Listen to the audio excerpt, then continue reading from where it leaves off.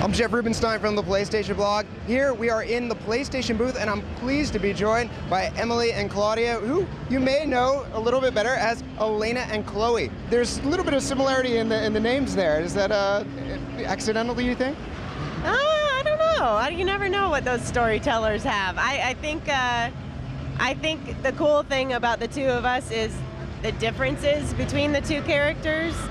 But I mean, I think that they're very, very different and very unique, yet kind of bring out different sides of Drake, which is kind of interesting. So I think that that's kind of what the players will enjoy in this second round.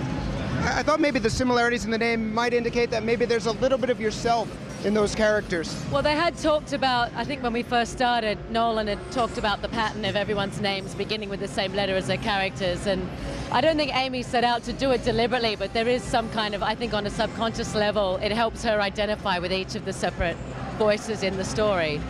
But I think one of the essential elements in the audition process was making sure that we could all work together. So we didn't audition the way that you normally do for a voice job.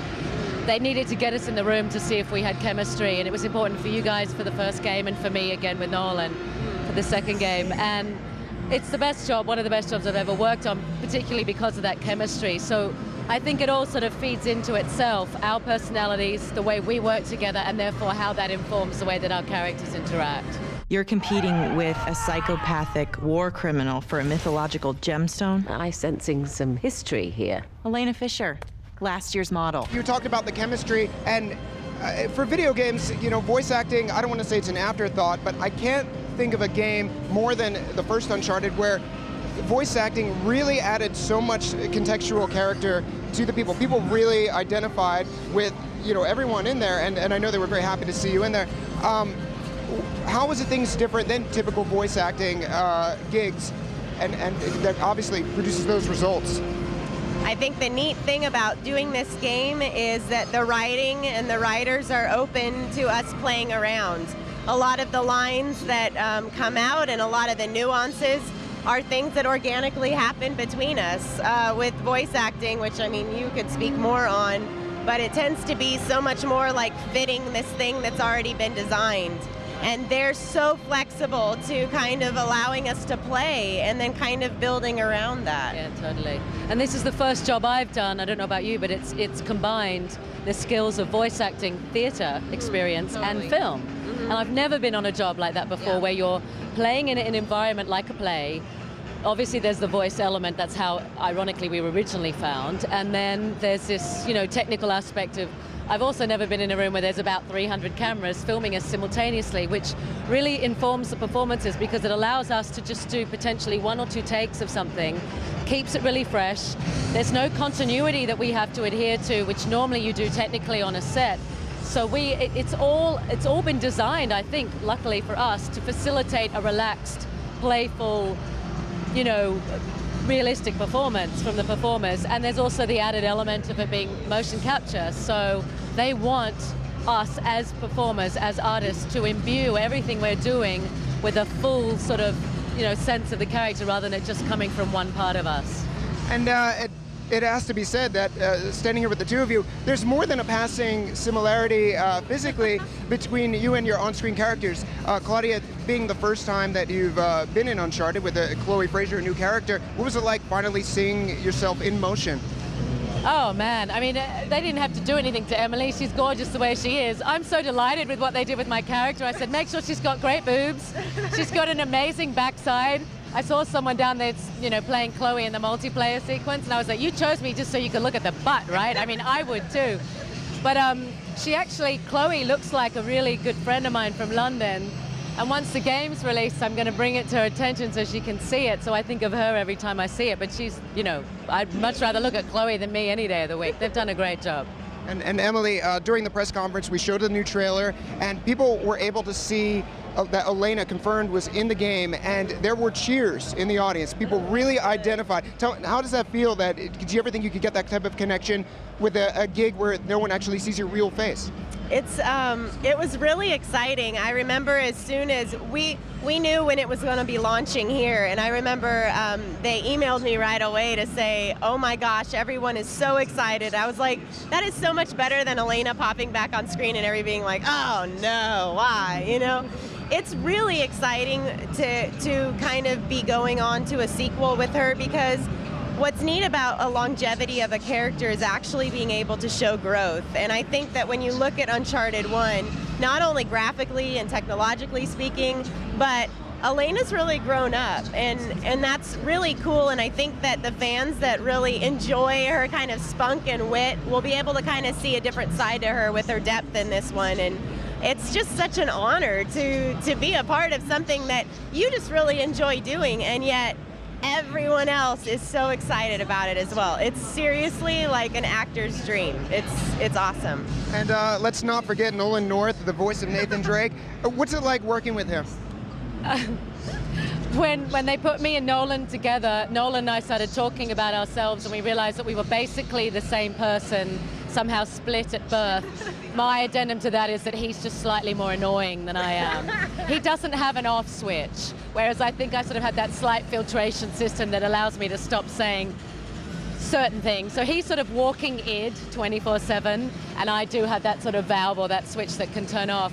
But I was laughing when you were talking about your character developing, because I think Nate was just sort of born a child and stayed a child, which is typical for males.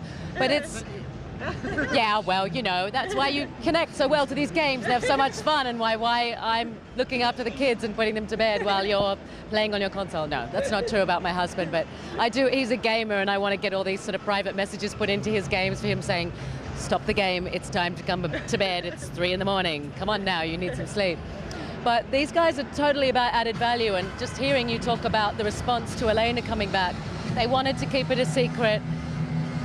They're interested in the consumer, and they know that they've developed this incredible fan base, and they didn't want to disappoint them, and they wanted to make sure that this game was, you know, built on what they'd achieved the first time, and this is the best way to do it, to bring back the most popular character and make sure that it, you know, everyone does grow and there is sort of more added value each time.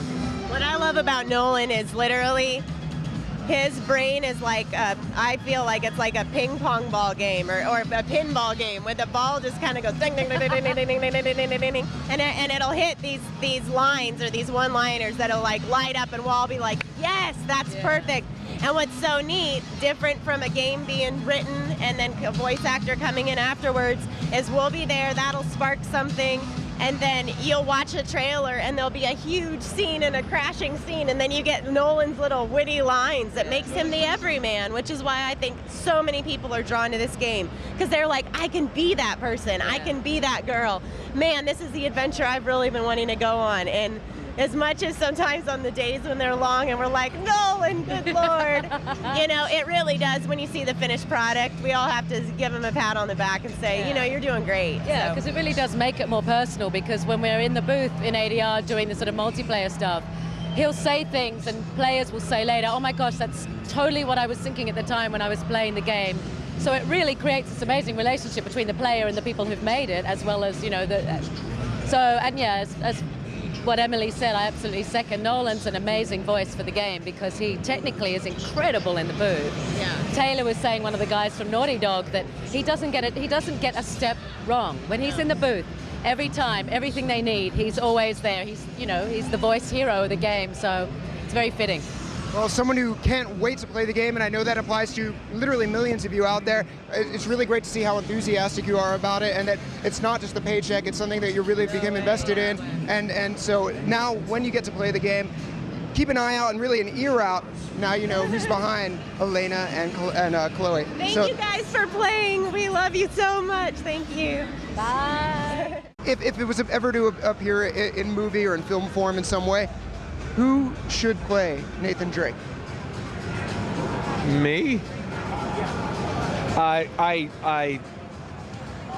would have to think about that. I don't know. Hey there, how you doing? What's going Sorry, on? am I interrupting? These are my fans. So I was just asking. Is this real? Wow. They all. Wow.